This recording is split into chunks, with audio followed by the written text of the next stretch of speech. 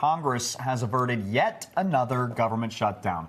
The House here passing a stopgap bill 320 to 99. They passed it on to the Senate, who voted 77 to 13. The bill funds federal agencies through September. The funding bill now goes to President Biden's desk, where he's expected to put it into law, sign it into law. But Biden has called these repeated negotiations over stopgap bills a short-term fix and not a long-term solution. All right, NBC 10 political commentator Sue O'Connell joining us now to dive deeper into this. Sue, why do we keep coming so close to a government shutdown? I feel like every few months it's an emergency. It is. What do you think is going on, and why can't they find that long-term fix? Well, one of the reasons, Priscilla, is politics, and the other is the United States Constitution, which gives Congress the power of the purse. And that means federal agencies can't spend money unless the money has been appropriated by Congress, meaning Congress has to grant permission for the agencies to spend the money, which was already budgeted and approved. So if lawmakers don't pass appropriations in time, when the prior spending is expiring, parts or all of the government have to shut down. And we know what happens there. It results in furloughing of employees. You can't get things done, passports, etc.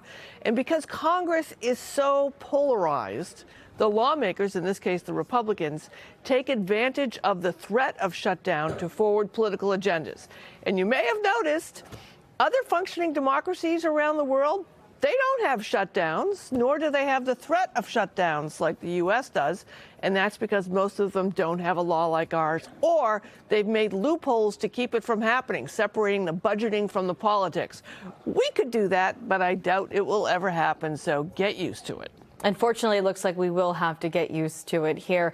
Well, after Kevin McCarthy was removed as Speaker of the House, North Carolina Representative Patrick McHenry was put in charge as a temporary Speaker. Then we saw Mike Johnson was installed as Speaker, and then McHenry announced his retirement.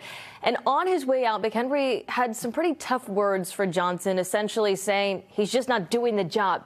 Is that fair? Well, it's fair. I'm not sure if I were a Republican lawmaker, I'd be too happy about McHenry's observations. Look, McHenry has shared with the publication Politico that the House is in disarray, and he thinks Johnson is stalling efforts to pass bills like funding for Ukraine and Israel because he's afraid he's going to end up like his predecessor, Kevin McCarthy, and get voted out, right?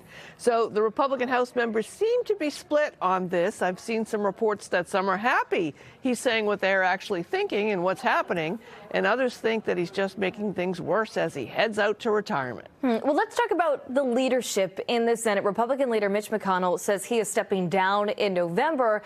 While making the headlines, Texas Senator John Cornyn says he is interested in taking over. What should we know about him? Do you think, what are the odds of him getting the job? So Senator John Cornyn, he was previously McConnell's number 2 in leadership a few years ago. He's a former Texas Attorney General. He was elected to the Senate back in 2002. He's a conservative, and he's voted with his party, the Republicans, and Trump most of the time. But he did criticize Trump in the past, but he's endorsed Trump for president. And Cornyn has occasionally negotiated with Democrats. And for his efforts doing that, he was booed at a Texas GOP convention after he worked with Democrats on gun safety legislation after the Uvalde mass shooting. So one thing about him, he's really, really, really good at fundraising. Now, will he win the leadership position? That's unknown. The Republican Senate, of course, as we've noted, is as divided as the House is, and he's a traditional establishment Republican.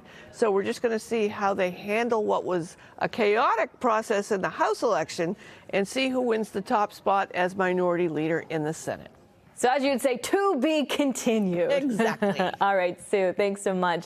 And you can get a recap of all of the latest political headlines every Sunday morning with Sue and our Corey Smith on At Issue. It starts at 11:30 after Beat the Press right here on NBC 10 Boston. You can also listen to our Taking Issue podcast wherever you're on the go. New episodes drop every week wherever you get your podcasts. All right.